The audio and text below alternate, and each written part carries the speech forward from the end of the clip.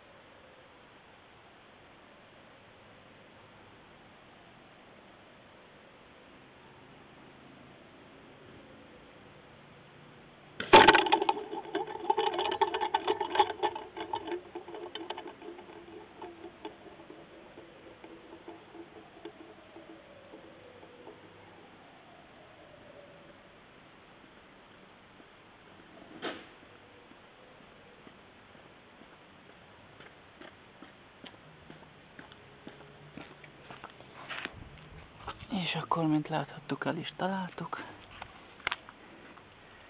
És akkor számoljuk le, hogy hány méter. Illetve előtte megmutatom, amennyire látszik, hogy 2,5 centi széles, most már nem látszik, mert sötét van, és durván 3,5 centi magas. És akkor számoljuk le, hány méter. Itt a tábla, ugye?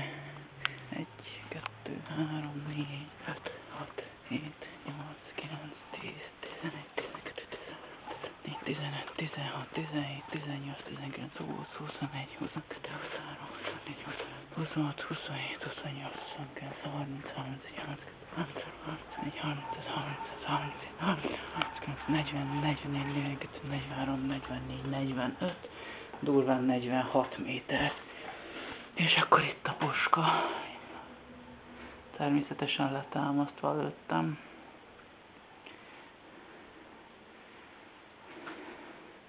És 4x20-as gamó távcső, amiből semmi nem látszik a sötétre való tekintettel, de talán a fényen nem csalás, nem ámítás. És a Germany gagyi, általatok gagyinak vélt fegyver. 45 méteren ennyire képes, este 8:45-kor a sötétben. Na üdv!